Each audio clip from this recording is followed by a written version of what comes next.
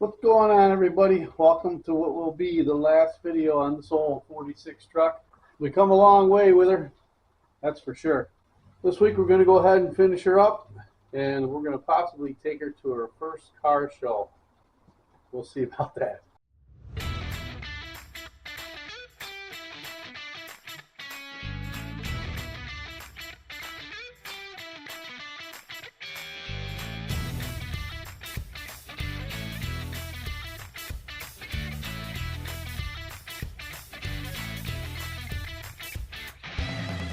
So other than showing her at local car shows, we will be at the Central New York Syracuse Nationals this year from July 19th to the 21st. It's touted as one of the biggest car shows in the Northeast, so if you're in the area and you want to check Old Blue out, we'll be there.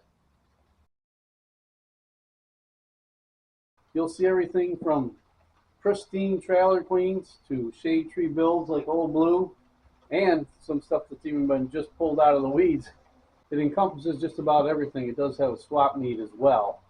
So if you're looking for parts maybe, or looking for a project, you might find it at the Syracuse Nationals. We crossed a lot of things off the punch list last week, but as you can imagine, every time you cross one off, 2 or 3 more pop up. So like I said, it's just a bunch of little details that take forever to do, seems like. I don't know.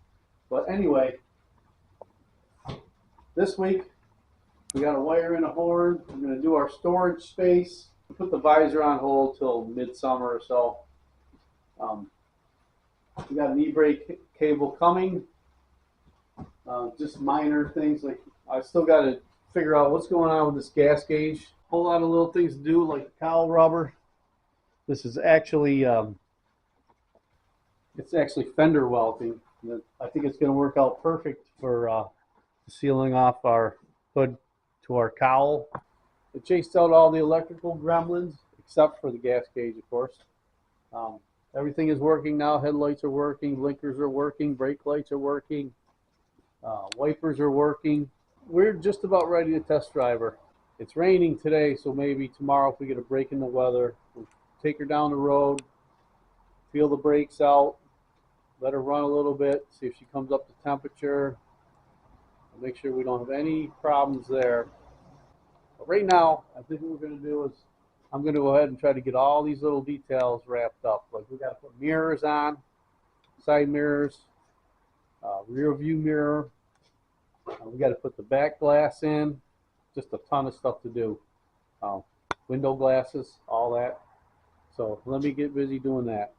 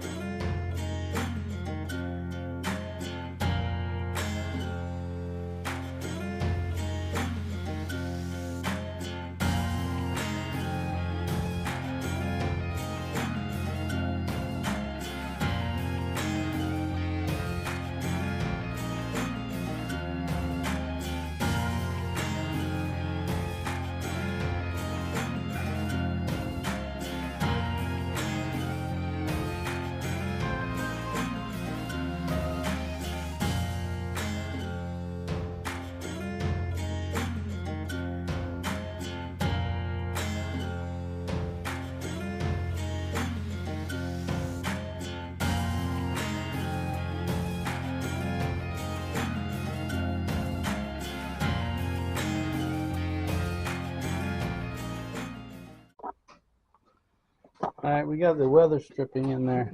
So I'm just going to stick some adhesive behind it and then clamp it. And it should be good.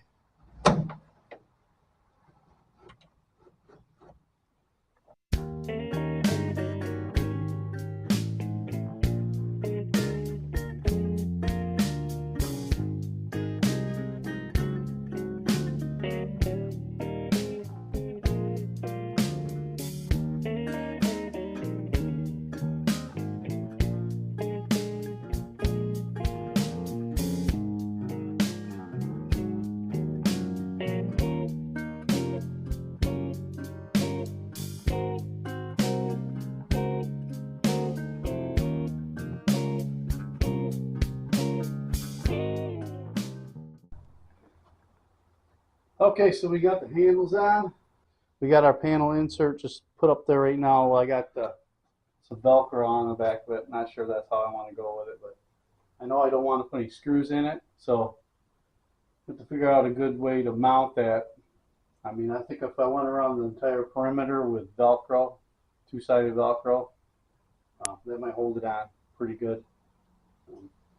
Just gives it a nice clean look without any screws, I think. Maybe not, I don't know. But everything's operational.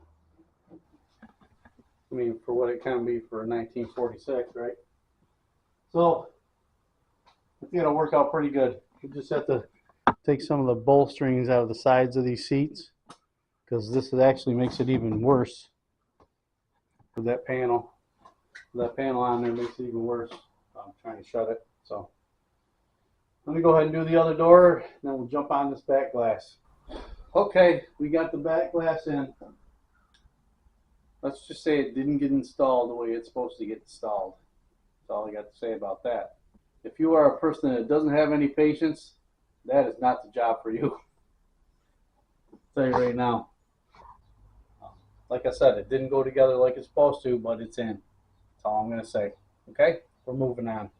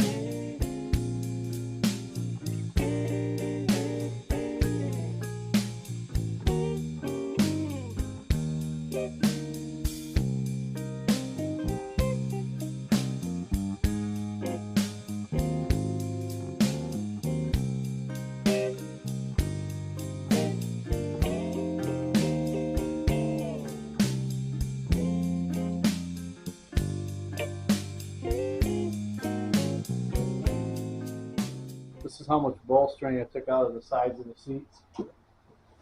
Quite a bit.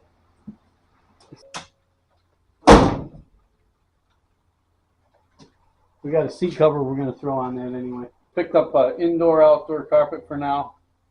It's like 25 bucks at the home center. That's good enough for now, just to get her out on the road.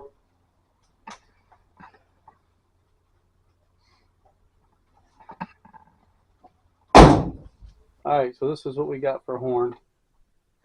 I picked up, you got this at Harbor Freight for like, I don't know, 12 bucks or something. Came with 2 horns. I'm just going to use one and just mount it to the radiator core. According to their instructions, this needs to be put on a relay. But our painless wiring harness, I think they have the horn already on a relay, as you can see here.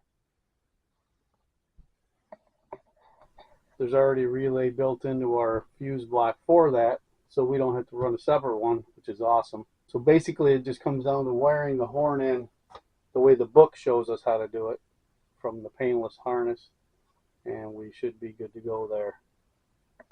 Let's do that. Just mounted it there to the radiator core. According to our book, we ran the wire to the horn and grounded it. There's 2 more updates I want to give you guys. I had to take the fancy valve covers off because on that side there we had the rocker arms hitting. Rocker arms were rubbing on one side. I couldn't get it seated right, so we put the old ones back on. And also that fancy stainless steel hose that we put on to make it look pretty. Junk. Blew right off. Luckily I was home when it happened, so we won't be using that crap anymore. And 2 more issues that we ran into with the horn. when I when I went to try to pull the wire through to connect to the horn button, it just came right off. So we're gonna have to pull the steering wheel to reconnect that. And also, I must have used this horn button that came with the steering wheel on another project, and I think I actually used it on the Comet. So I ordered a new 9-bolt horn button that'll fit on this wheel. You can get the 6-bolt ones right away, like tomorrow. The 9-bolt, it's gonna take a month to get here. Don't ask me why. But so we're on hold on this for a while. But anyway, we got the horn hooked up, and I also went and put the step plates on. Just measured out basically where I wanted to put them and threw some self-tappers down in it. Looks pretty good, I think. So a couple more things that we cross off the list. Well, I think it's just about time to see what this old girl's gonna do. Let's get her up on out of here.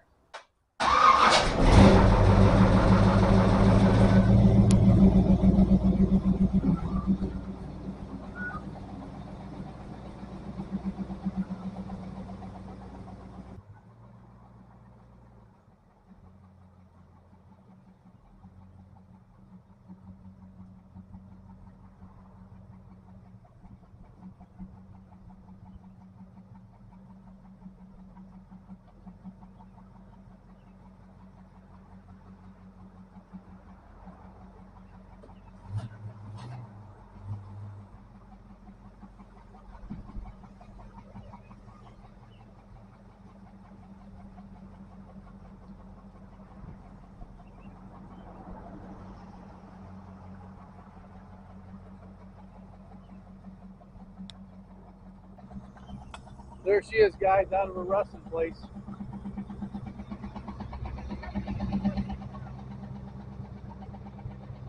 She's a little dusty. We're going to take her down the road and throw some gas in her maybe. Let it heat up a little bit, see what happens. She got great oil pressure. Voltmeter's working. Gas gauge is still not working. Don't know why. Most importantly, radio's working.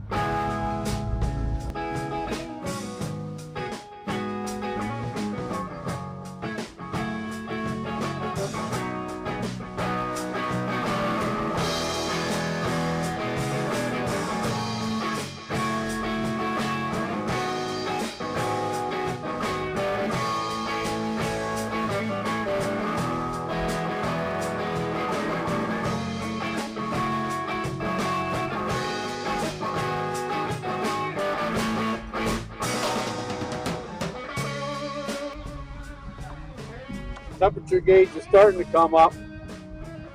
Got good oil pressure still.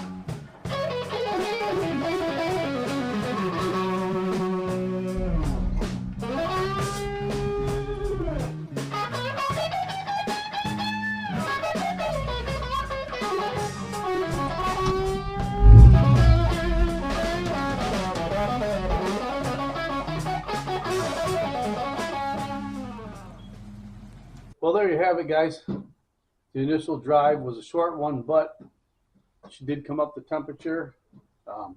Oil pressure stayed good. It drove really well. Had some minor grinding issues. I think that's due to the starter not fully disengaging. I'm not sure what's going on with that. But this starter gremlin just won't go away, but I'm going to look in on that. But all in all, she's going to be a good Friday night, Saturday night cruiser. No doubt in my mind. I'm going to continue to throw videos in here and there throughout the summer. For instance, when we get the visor brackets, I'll do a video on that. Want to get a heater core in here, so we have a little bit of heat for defrosters. We'll do a video on that. Also want to do some drop spindles eventually on it, so we'll do a video on that. But right now, why don't we take a look back and see where we were and where we are now. Let's take a look.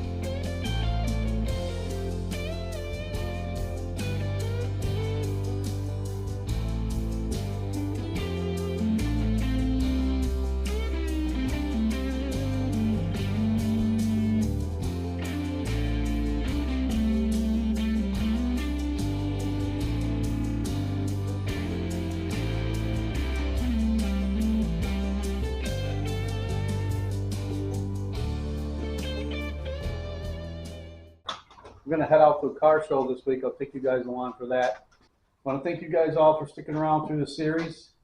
I won't lie, it was trying at times. You know, that's the way it goes working on those old vehicles. It's frustrating sometimes, but, you know, got to stick with it. And if I can do it, anybody can do it, trust me. So, what's up next? Not really sure. Space is really at a premium here because I don't know if you guys know this, but I live in the city. So to try to do this stuff in the city is really difficult because I don't really have property that I can store vehicles on or anything like that. So I wanted to take that old truck out to a car show or get ice cream or something. We have to move 2 vehicles out of the driveway just to get that old truck out and then move 2 vehicles back in when we get home. So that's the stuff we have to work around. Well, it's like I told you before, you do one thing, 3 more things pop up. We did manage to install the horn, but we're still waiting for parts for that. We've got the step plates done. I also greased the front end. We re-bled the brakes. We greased the rear end. Inflated the tires. Visor brackets, you know about that. Still waiting on the e-brake cable. Like I said, for every one you cross off, more things pop up. So now we're dealing with the starter again. We never made it to that car show I was telling you guys about because of the situation here with the starter and the radiator hose, which wasn't even on this punch list, but it just, I don't know if it was a cheap clamps they gave you with it or whatever it was, it just blew right off when it pressured up. Couldn't get the band clamp stitched down tight enough, and she just blew right off there. So I just got rid of that junk and put the old radiator hose that was on the 350 fit right on that 305. So it's not as pretty, but it works.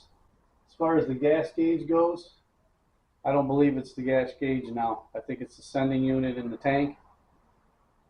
Now that I think back on it, I don't think that gas gauge was working when I originally got the truck. So, matter of fact, none of the gauges they had hooked up were working. So I have a full tank of gas in there now, so I'm not even going to worry about it.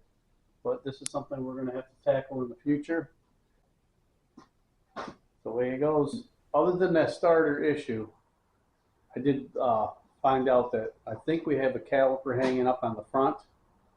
I know that when we had it all apart, we probably should have put new brakes on the front of it, but they didn't look too bad. The pads didn't look bad, so I figured, you know, if we could get through the summer with them, I'm going to go ahead and put a new set of brakes on it. Rotors, pads, and calipers. There's still issues with the carburetor. Another issue I think there may be, I don't know if this affects the carburetor directly, but the Turbo 400 trans requires a throttle switch. Here, I noticed that they had cut it off on the transmission we have. I don't have one. I think we need to put one on. I'm going to study up on that. I'm not sure how that even affects the carburetor, if it does, but we're going to have to go ahead and put that on. I want to eliminate all these problems that we're having. So we're kind of at a standstill till new parts come in. I got a new starter ordered. We got to figure that out. The OEM starter didn't work at all with 0 shims up to 3 shims. It still wouldn't work. So I'm not really sure what's going on there yet. So this $50 Chinese starter I got off of Amazon actually worked for a while, and then it started messing up. I'm not sure what's going on underneath there, but I got the same starter coming again, only because it's the only one that would engage, and see if we can't start the shim process on that. But that's the way it goes. Got to tackle all these problems as they come. We'll get it figured out. So this is what you can look forward to if you're going to dive into one of these old vehicles and try to do one yourself. Stuff like this comes up. It's just can seem like one thing after another, but just take them one at a time. Just start eliminating all the gremlins. But all in all, I think we'll just keep tackling those problems as they come up. That's the only thing we really can do at this point. She's going to remain a work in progress till we chase out all these gremlins. Having said that, this is probably where I'm going to leave this one. If I get her to the point where we get to the car show, I will bring you guys along. I'm not really sure what's going to be coming up next. Hopefully we'll get something in here that'll be worth watching the next time. So until then, man, take it easy.